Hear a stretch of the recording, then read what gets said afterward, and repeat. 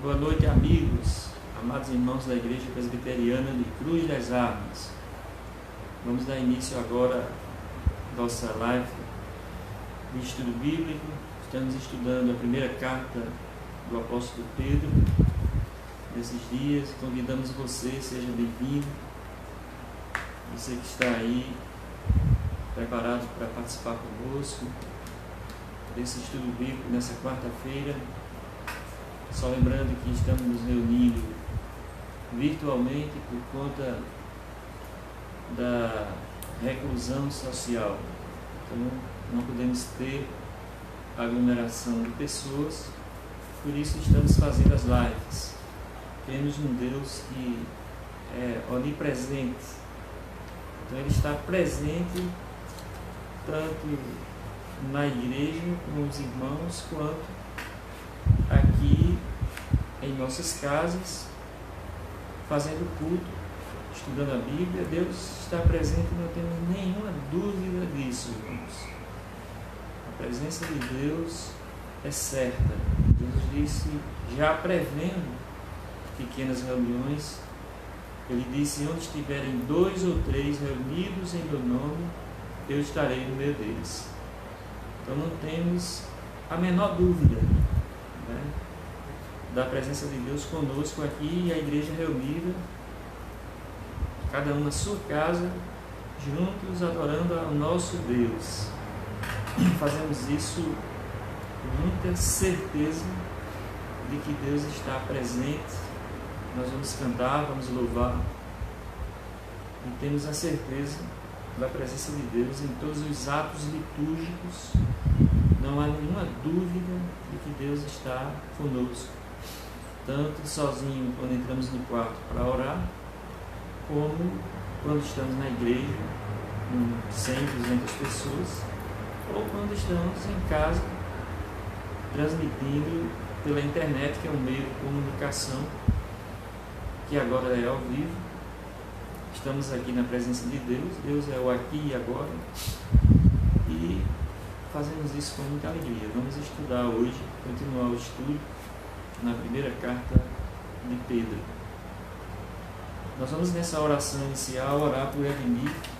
Nós tivemos a notícia que Edmir, um membro da nossa igreja, esposo de Ivone, está na UTI, né? Um problema sério com ele, e nós vamos estar resolvendo o problema dele, porque Deus é o médico dos médicos. Deus amado, abençoa nossas vidas nesse momento de estudo bíblico, dá-nos compreensão e ilumina nosso pensamento e faz-nos crescer na Tua Palavra. Abençoa os Teus servos que agora estão adentrando esta sala virtual. Abençoa os corações de cada um. Abençoa Edmir, curando a vida dele. Tu és o médico dos médicos. Recebe o nosso louvor e nos abençoa nessa live, em nome de Jesus. Amém. Vamos começar cantando, meus queridos irmãos. Perto quero estar. Vamos desejar cantar e estar perto de Deus pela música, pelo louvor.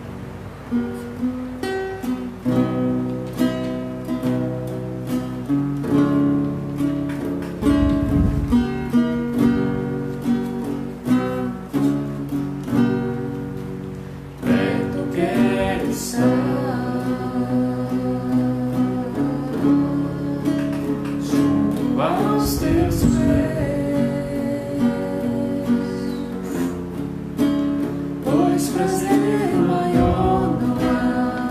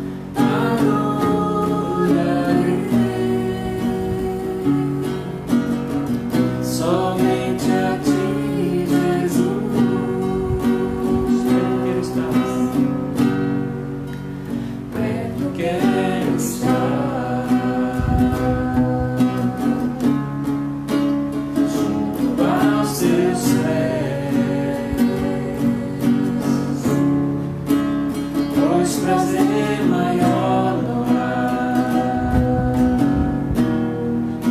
Se me render e te adorar, tudo que há em mim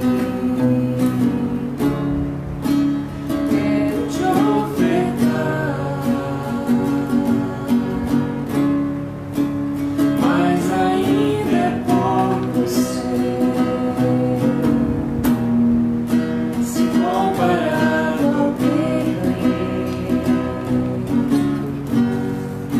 Não sou apenas cego, meu amigo, me tornei.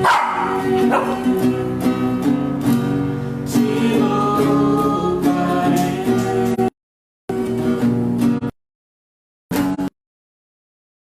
Não há circunstâncias, adorarei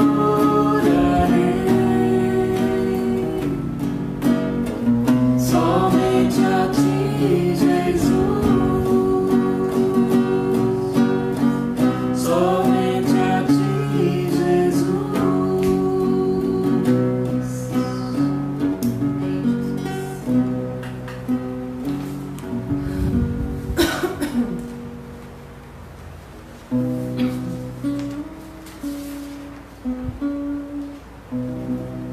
Quero dar os bem-vindos, irmãos, aproveitar aqui o nosso irmão Nadjami. Nadjami Pessoa foi quem me discipulou quando eu me converti e eu não sabia distinguir o dó do ré. E foi ele que me ensinou a tocar violão. Nadjami, muito bom você estar aqui e eu louvo a Deus pela sua vida. Deus abençoe você, Nadjami. Como Zaqueu. Faz um milagre.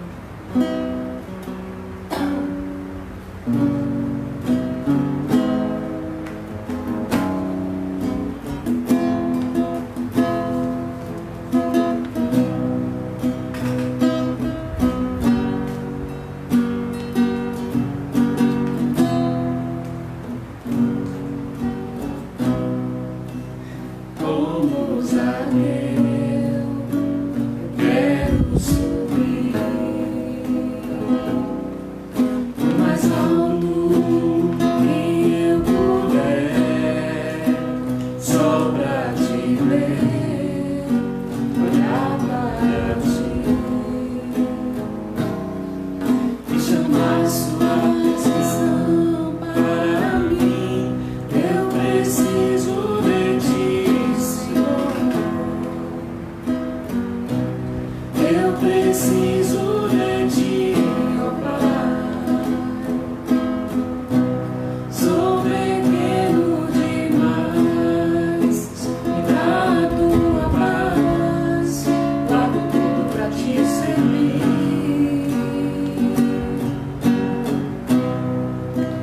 Entra na minha casa, entra na minha vida, mexe com minha estrutura, sara todas as feridas, me ensina a ter santidade.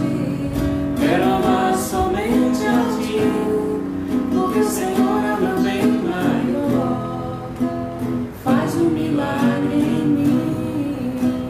Entra na minha casa, entra na minha vida, mexe com minha estrutura, sara todas as feridas, me ensina a ter santidade. Quero amar somente a ti, porque o Senhor é o meu bem maior. Faz um milagre em mim.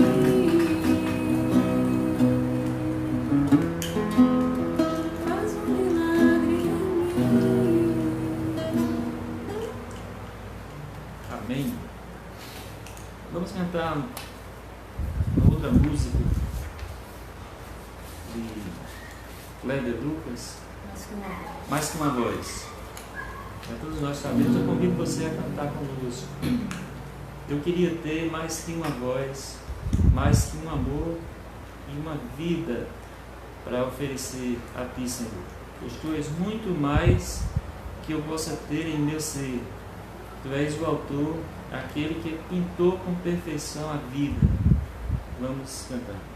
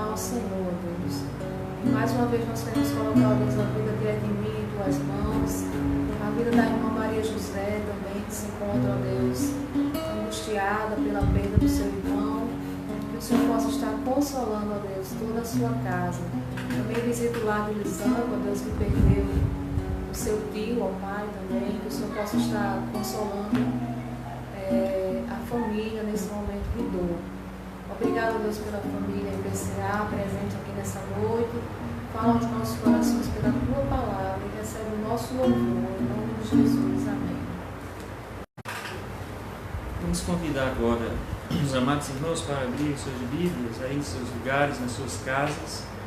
Primeira carta de Paulo, de Pedro, primeira carta de Pedro, capítulo 2. Nós vamos ler a partir do versículo 11. Convido você a... Enquanto você procura aí a Bíblia, na Bíblia, no texto, repetindo, 1 Pedro, capítulo 2, de 11 a 15. Nós vamos fazer uma reunião, essa live aqui termina mais uns 30 minutos, e nós temos uma reunião marcada no Zoom de 8h40. Essa reunião no Zoom, daqui a pouco, às 8h40, está marcada. Eu já disponibilizei o link para quem quiser participar. Se você quer participar, link para mim, eu passo o link. É para nós comentarmos. Então nós vamos no Zoom daqui a pouco, às 8h40, estamos nos reunindo para ouvir sua opinião. Se você quer falar conosco, então você tem essa oportunidade de entrar no Zoom. Você baixa esse aplicativo e entra na reunião cujo link eu vou disponibilizar. E aí você poderá dar a sua opinião, dizer o que você achou desse tema que nós vamos falar agora. Gostaria de convidar você a ler comigo em 2 Pedro, 1 Pedro, capítulo 2, primeira carta de Pedro, capítulo 2, versículos 11 e seguintes. E nós vamos estar aqui comentando a partir de agora, fazendo essa exposição bíblica. Amados, exorto-vos para, como peregrinos e forasteiros que sois, a vos absterdes das paixões carnais que fazem guerra contra a alma, mantendo exemplar o vosso procedimento no meio dos gentios, para que, naquilo que falam contra vós outros, como de malfeitores, observando-vos em vossas boas obras, glorifiquem a Deus no dia da visitação. Sujeitai-vos a toda a instituição humana por causa do Senhor, quer seja ao rei como soberano, quer às autoridades como enviadas por ele, tanto para castigo dos malfeitores, como para louvor dos que praticam bem.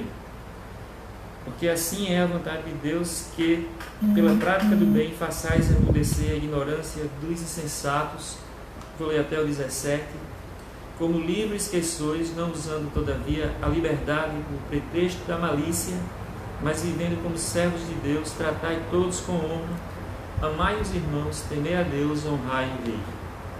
Nós gostaríamos de iniciar esse estudo bíblico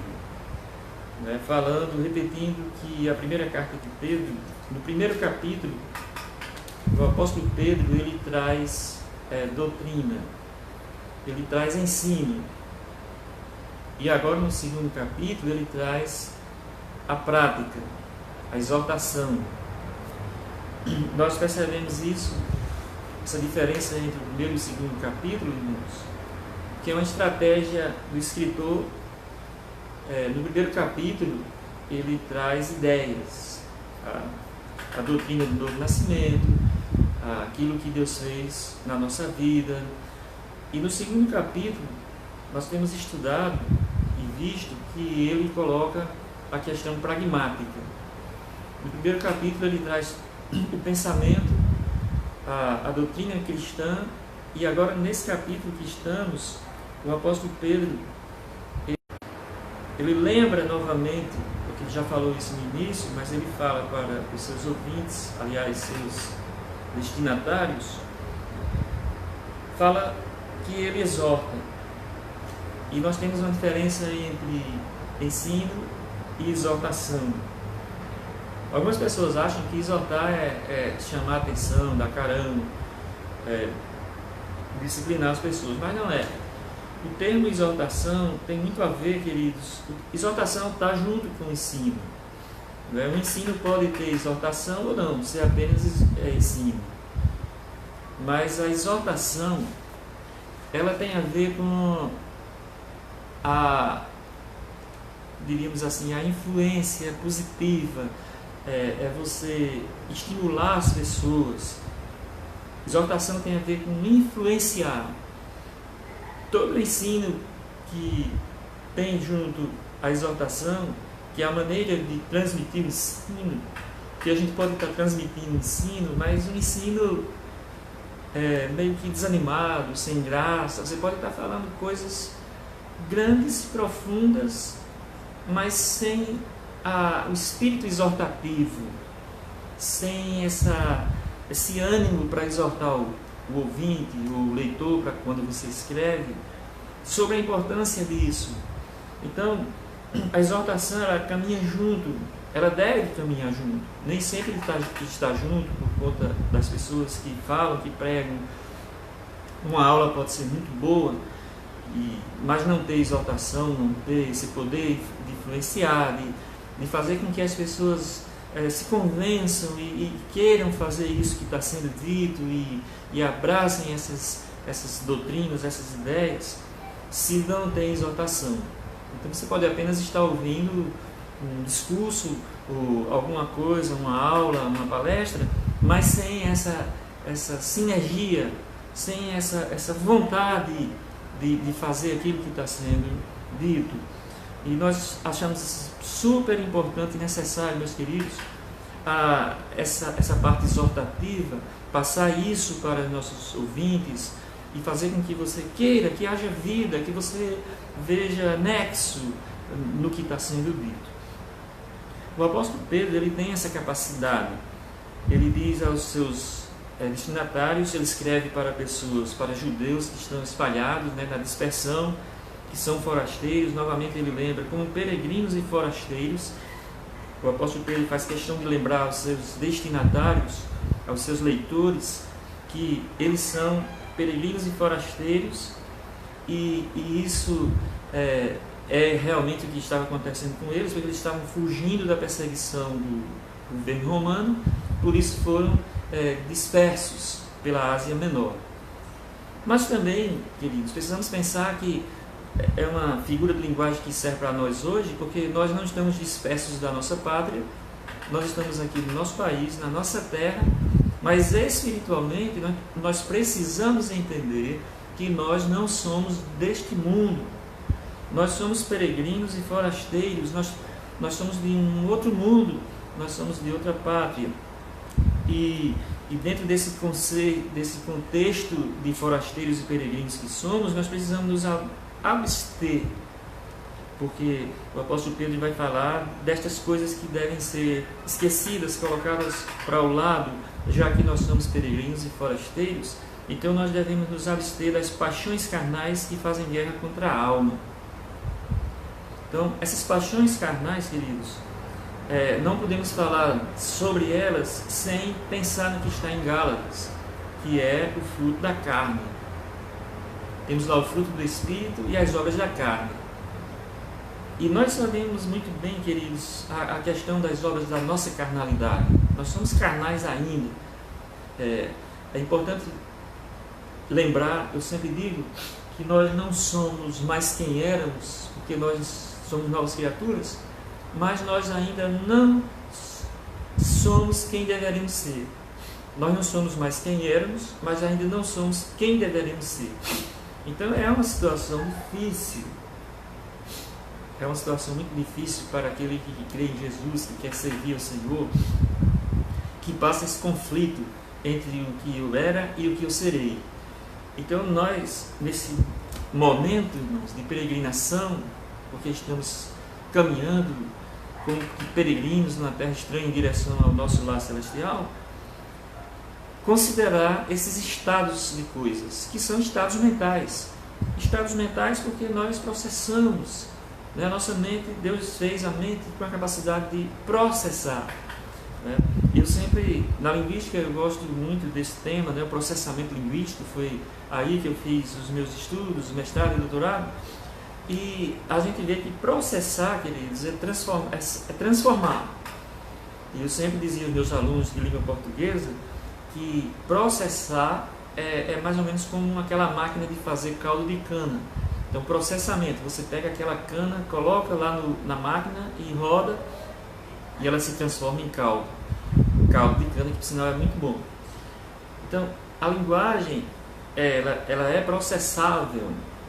Então, nós precisamos processar pelos nossos mecanismos mentais que Deus nos deu. Nós temos essa capacidade dada por Deus para processar conhecimentos, para tirar de uma forma e colocar em outra forma que podemos compreender. Então vem aí a questão semiótica, por exemplo, que é a linguagem dos símbolos, a linguagem geral, a linguagem dos pássaros, a linguagem inclusive humana, está dentro da semiótica, que é a capacidade que o homem tem de transformar símbolos em realidades.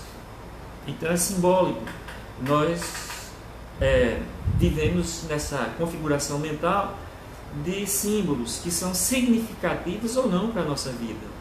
Então, alguns símbolos, como palavras que nós falamos, né, nós podemos nos lembrar de coisas. Então, é o símbolo que deve ser processado na nossa mente e que passa a ter sentido para a nossa vida espiritual. Então, quando ele fala abster das paixões carnais, é preciso que a gente entenda que o apóstolo Pedro e também Paulo, lá aos Gálatas, ele não está falando da carne do meu braço, né, do meu nariz, da minha cabeça, dessa parte física, não, queridos. Mas está falando do que é humano. Então a gente pode pensar na carne como sendo a humanidade decaída. E nós devemos atentar para estas coisas que pesam na nossa vida. Então nós temos que nos abster de todo peso. Jesus também, lá em Hebreus diz isso, que Jesus, ele devemos olhar para Jesus e andar tirando das nossas pernas o peso que impedem a nossa carreira cristã. Então, as paixões carnais não tem nada a ver com sexo ou com pecados que fazemos. Todos nós somos pecadores, mas a paixão carnal é muito mais do que isso. Ela habita em nós, que está contaminada pelo pecado, porque nós pecamos. E esse pecado, ele reduz a nossa capacidade de viver. Mas, como peregrinos que somos atualmente, nessa peregrinação, nesses problemas todos que estamos passando como forasteiros, precisamos atentar para nos abster, né? Nós evitarmos ou não fomentarmos as paixões carnais que eu e você temos, que elas fazem guerra contra a alma. Então, aqui na alma, queridos, nós precisamos entender o que é a alma. A alma é nada menos ou nada mais que a nossa mente, que é onde está a nossa cabeça. Tudo acontece aqui na nossa cabeça. O nosso espírito. A linguagem, para quem não sabia, é uma faculdade mental e é a faculdade mental mais próxima do espírito. Grave isso nessa noite. A sua capacidade de pensar, o seu raciocínio, a sua mente, dentro das partes que compõem o cérebro, porque nós temos essa interação cérebro-mente. Quando alguém tem um AVC, prejudica o cérebro, afeta a mente, o funcionamento da mente. Algumas pessoas ficam esquecidas, outras pessoas, depois de um AVC, ficam com problemas de fala. E essa interação entre cérebro e mente, a mente está dentro do nosso cérebro, mas há algo mais interior dentro da nossa mente. Existe luz, existe energia dentro da nossa cabeça, curiosamente. Inclusive a energia que tem dentro da nossa cabeça, queridos, dá para ligar uma geladeira. Isso não é brincadeira não, é comprovado cientificamente que quando nós falamos, quando nós pensamos, quando nós processamos, quando nós estamos usando a mente, a energia do espírito está funcionando. Então, a linguagem está próxima e é aquilo que mais se aproxima do nosso espírito, a mente. Vamos chamar de mente e espírito juntos. E a linguagem, ela é o espelho da nossa alma. O que é que reflete a nossa alma? A nossa linguagem. Então, as paixões carnais fazem guerra contra a alma. Então, nosso pensamento é puro. A nossa mente, ela quer a pureza. A nossa alma clama por Deus. Estamos juntos do Espírito. O Espírito e a alma estão juntos, muito próximos. E fazem interface com a parte carnal. Então, os nossos sentidos, né, ativam a nossa carnalidade. Os olhos que veem, a inveja, a cobiça, o ouvir e tudo mais que tem a ver com o nosso sentido, que são as portas, que são as maneiras como interagimos com o mundo. Então nós interagimos com o mundo, mas lá dentro da nossa alma nós interagimos com Deus, queridos. Então nós interagimos com Deus, porque a linguagem está próxima do Espírito e a linguagem é o espelho da alma, mas nós também interagimos com o mundo através dos sentidos. E veja que confusão é para o ser humano que nasceu de novo. Então nós nascemos de novo, nós temos a nova criatura dentro de nós, mas todo dia estamos ressuscitando o nosso eu velho, cheio de carnalidade, que quer competir e que não quer fazer as coisas destinadas ao serviço de Deus. Então ele está lembrando aqui, olha, vocês podem se abster, vocês são capazes disso, se abstenham das paixões carnais que fazem guerra contra a alma, e vocês serão mais espirituais. Espiritualidade, queridos, não é só estar na igreja cantando, lendo Bíblia, orando, cantando os hinos do inário. Não. A espiritualidade, queridos, que o texto fala, quando nós temos que nos abster das paixões carnais que fazem guerra contra a nossa alma, é porque o lado espiritual, o lado que nos fala de Deus, é o lado mais real da nossa vida. Curiosamente, é o lado mais real. E nós podemos pedir a Deus que nos ajude a desenvolver esse lado espiritual nessa guerra, que faz guerra contra a carne, contra as paixões carnais, tendo melhor proveito para a nossa vida espiritual no dia a dia. As coisas da alma, queridos, elas são invisíveis. A mente é uma configuração na mente, na nossa cabeça, no cérebro. E nós falamos. E essas palavras que falamos, nós não falamos apenas palavras. Curiosamente, nós falamos lutas, nós falamos dor, nós falamos alegria, nós falamos tristeza, nós falamos coisas que magoam os outros. As nossas palavras são atos. Né? Nós agimos quando falamos, nós induzimos pessoas, nós conquistamos pessoas. Então a nossa fala é uma forma de interagir. Mas onde estão essas palavras? Se abrir a cabeça de alguém, nós vamos encontrar apenas, como eu já disse, microfibras, nós vamos encontrar água, massa cinzenta. Dentro da cabeça não encontra uma palavra dentro da nossa cabeça, mas é a configuração mental.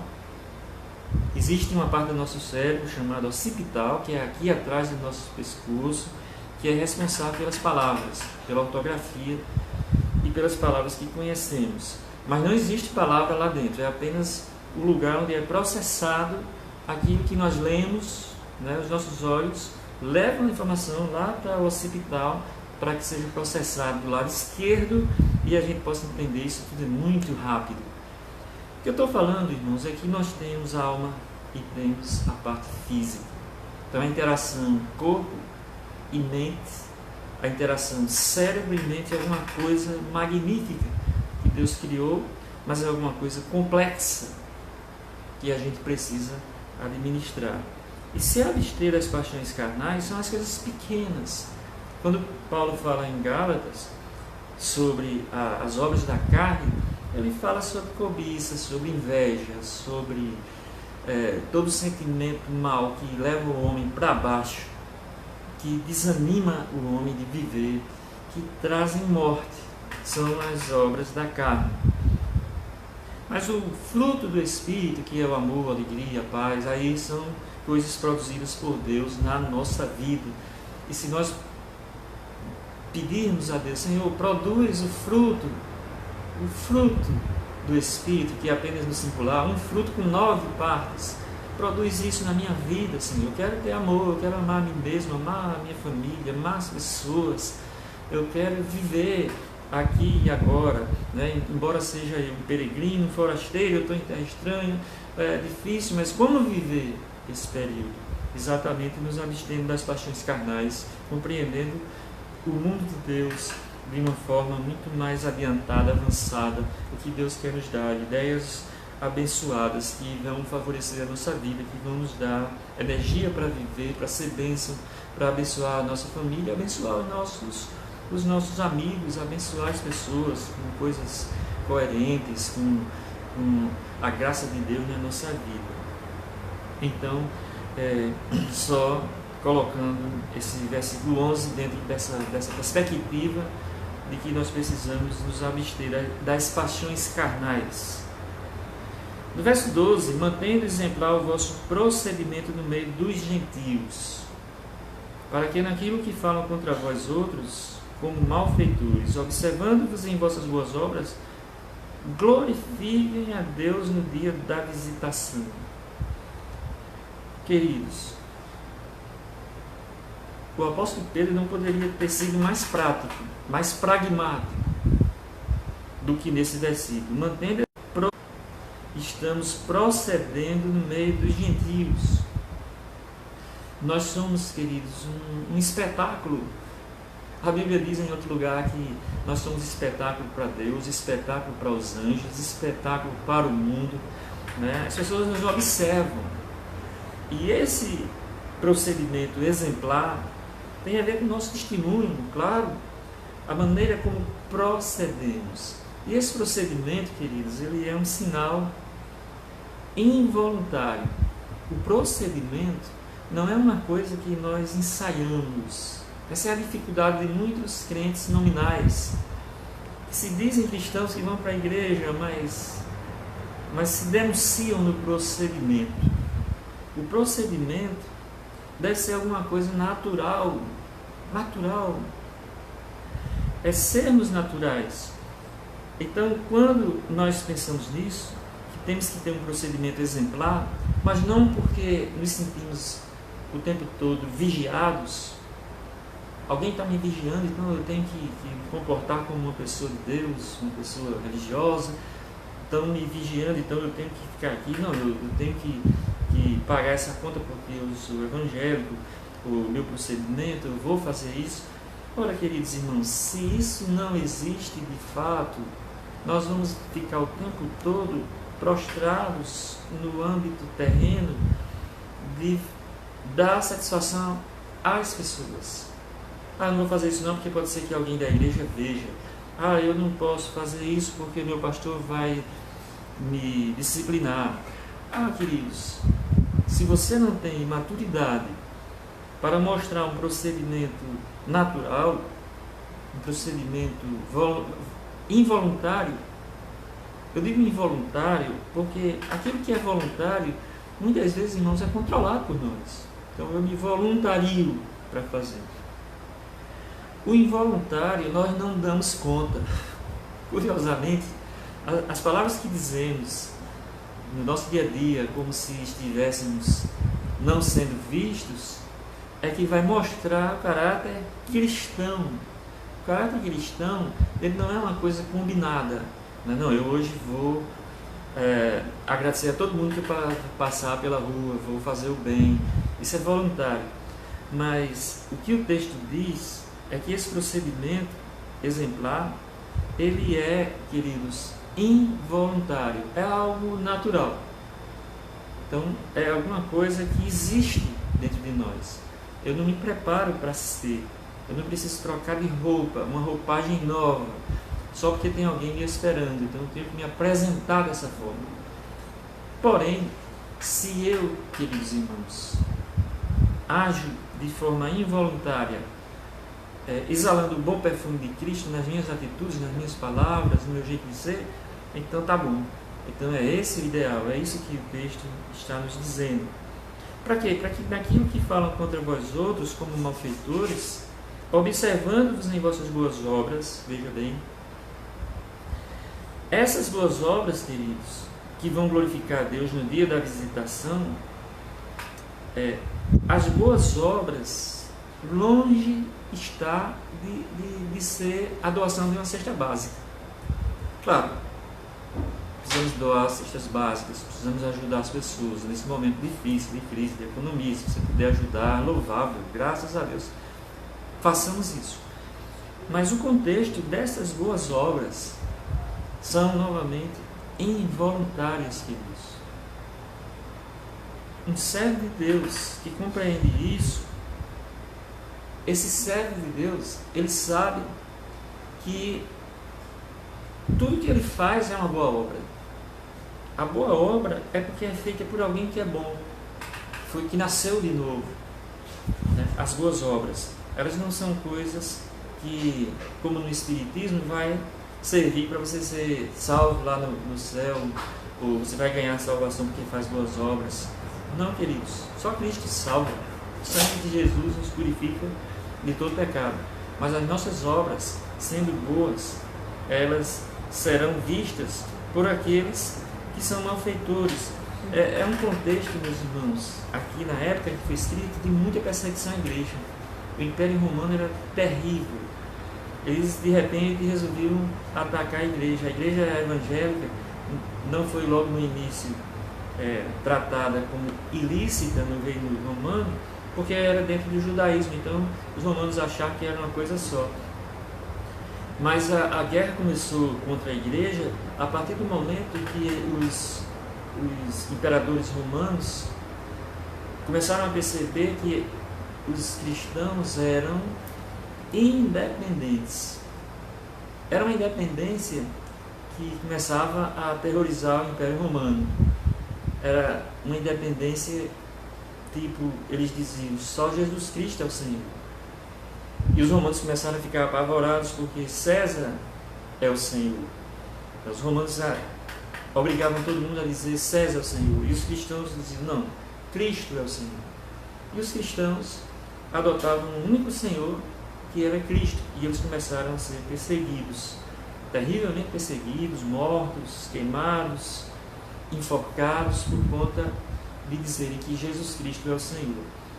E aí eles foram perseguidos. Então, dentro desse contexto, os malfeitores falavam mal. Os cristãos judeus, que já que o cristianismo iniciou dentro do judaísmo, esses cristãos eram muito perseguidos porque admitiram apenas Cristo como Senhor da vida deles. E, portanto, era necessário que pudessem glorificar a Deus. Passando aqui, irmãos, desculpem alguma interrupção que está havendo aí na transmissão. Verso 13. Sujeitai-vos a toda a instituição humana por causa do Senhor. Veja, por causa do Senhor, por causa do meu Senhor, por causa de Deus, eu estou aqui na esfera espiritual, em outro âmbito, sabendo que eu recebi me sujeitar a toda a instituição humana por causa do Senhor, quer seja ao rei como soberano, quer as autoridades como enviadas por ele, tanto para castigo dos malfeitores como para louvor dos que praticam o bem.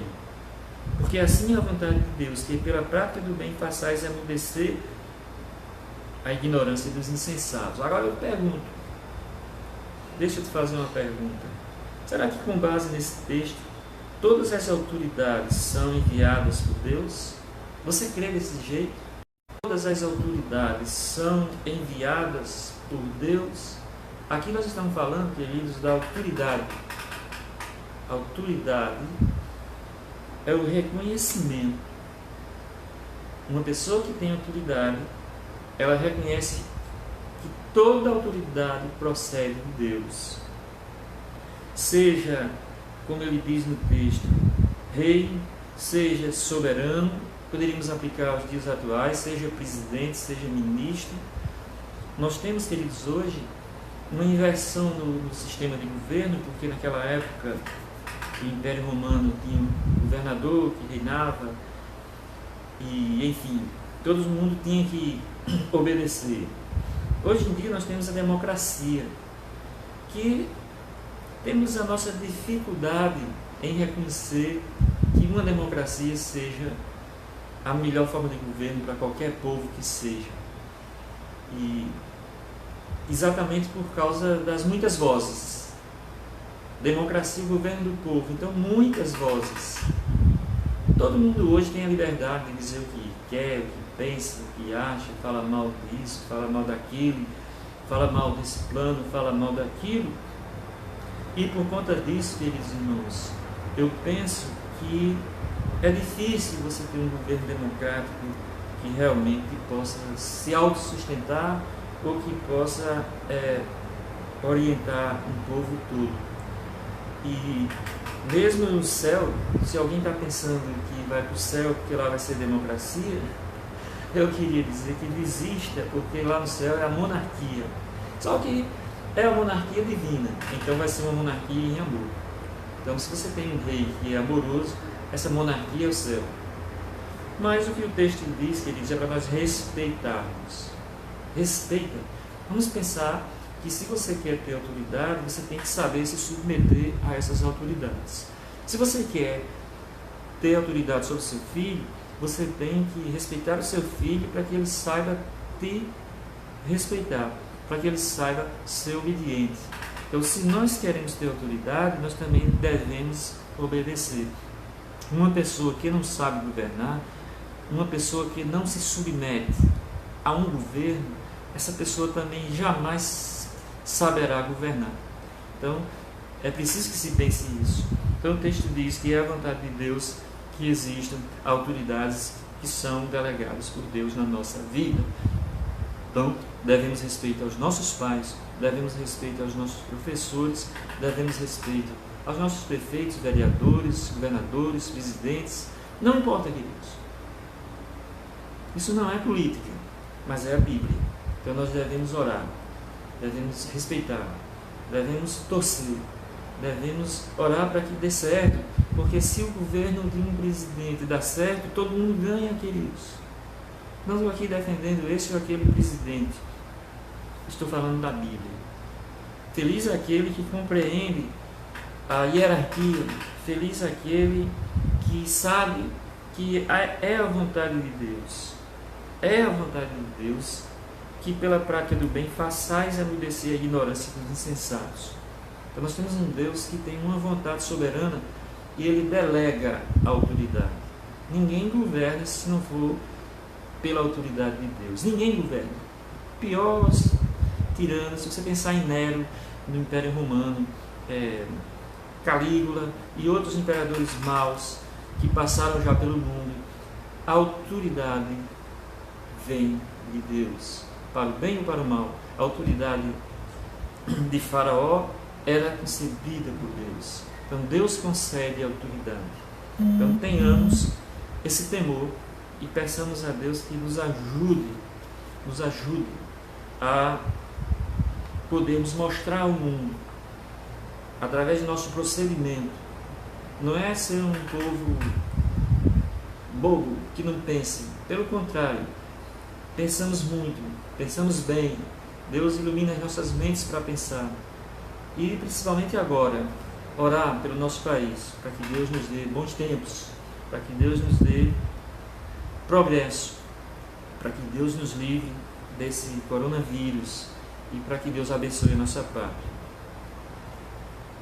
Porque assim é a vontade de Deus. E no verso 16 e 17, para concluir: como livres que sois, não usando todavia a liberdade por pretexto da malícia, mas vivendo como servos de Deus. Somos livres, meus queridos. Essa liberdade só entende quem tem. Nós somos livres em Cristo. Jesus nos libertou. Nós somos livres para obedecê-lo. Somos livres para fazer a vontade de Deus. Somos livres para orar. Somos livres para pregar a palavra de Deus. Nós somos livres. As pessoas podem prender o nosso corpo, mas a nossa mente, a configuração mental, o nosso espírito, que a essência do nosso ser existe em liberdade. Porque as paixões carnais é que aprisionam as pessoas. As pessoas são presas a um vício, a bebida, a droga, a maconha, a tudo que não presta. Elas são escravas do pecado. Mas quando Cristo nos liberta, Ele nos liberta para a vida. Então nós somos livres. Livres que sois, usando todavia a liberdade por pretexto, não usando a liberdade por pretexto da malícia. Não sejamos maliciosos, mas vivamos como servos de Deus. Qualquer tempo, sejamos servos de Deus. Que, aliás, é outra coisa que precisamos pensar. Eu só vou dizer os verbos. É ser servo de Deus ou fazer como servos de Deus. Ser ou não ser, eis a questão. Essa é a questão aqui. Ou eu me pareço Deus, servo. Eu me pareço um servo, mas na minha vida íntima eu sei que eu não sou um servo de Deus. Será que é assim? Então o texto diz para nós sermos, o verbo é ser. Amai os irmãos, temei a Deus, honrai o Rei. Compete a nós, queridos, não como brasileiros, mas como servos de um reino maior, de um reino de Deus, fazer estas coisas, tratar todos com honra. Vamos honrar as pessoas, queridos, até o mendigo, até aquele que a gente imagina que seja muito mendigo, a prostituta, o homossexual, a todo mundo. Deus quer, queridos, que nós honremos. Honra o teu semelhante. Não importa o que ele seja, a cor, preto, branco, amarelo, índio, não importa.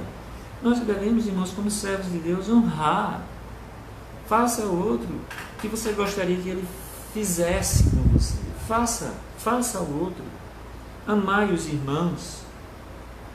Novamente estamos aqui na questão da nova natureza, o fruto do Espírito. Deus, ajuda-me a amar meu irmão carnal, meu irmão da igreja, o meu próximo. Ajuda-me, dá-me amor, gera amor no meu coração. Temei a Deus, honrai o Rei. Temer a Deus sobre tudo, porque Deus é o Senhor. Tememos a Deus. E honra ao Rei, honra ao governador, honra àquele que exerce autoridade civil sobre a minha vida. Então é isso que eu queria deixar nessa noite, para nós refletirmos. Vou convidar nosso ministro de música, e nós vamos cantar mais um louvor e pedindo, queridos, novamente que estejamos orando por Edni, que está na UTI. Orar pela irmã Maria José, que perdeu o irmão, que ela também seja confortada. E lembrando a vocês também que às 8h40 vamos estar no Zoom. Vamos disponibilizar o link e você pode participar conosco. Na Lígia, vamos encerrar com um louvor. Muito bom estar aqui, queridos, e que Deus tenha abençoado sua vida. Nosso objetivo é que a palavra de Deus seja pregada, que nós possamos ter essa certeza.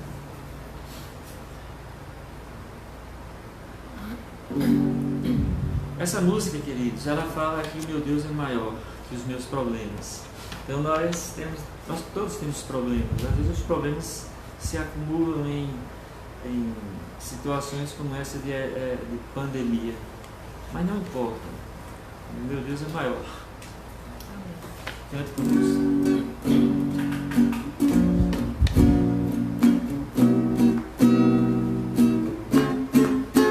O meu Deus é maior que os meus problemas. Eu não temerei. Com Jesus eu vou além. Ainda que a figueira não floresça e não haja frutos na videira, eu não temerei, não. Você que para além das nuvens, só não deixou de brilhar, só que até escureceu. A minha vida está em Deus, eu sei tudo posso em Deus. Ele que me fortalece, eu vou seguir.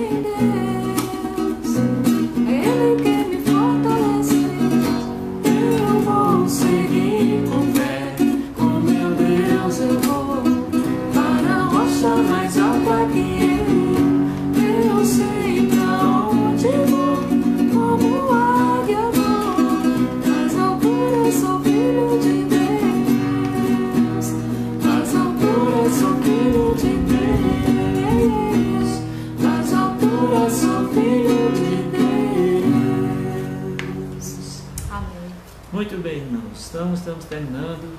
Gostaríamos de aqui ler os recadinhos que todos estão colocando aí, mas fica difícil, irmãos, é muita gente, muito recado. Damos um abraço para todos vocês. Novamente, se você quer continuar essa reunião, aí no IPCA Família tem o link. E se você quer o link para participar pelo Zoom conosco na reunião que teremos agora de 8h40. Baixa o aplicativo, né? Baixa o aplicativo Zoom e você já é grátis, não paga nada. Você entra e participa conosco. Deus nos abençoe. Obrigado, Senhor, por esta reunião, por este culto a Ti. Abençoa as nossas vidas. Ó Pai, a Tua direção em tudo na nossa vida, em nome de Jesus. Amém. Amém. Obrigado pela sua audiência. Que Deus abençoe e nos ajude a cada dia e nos dê uma semana de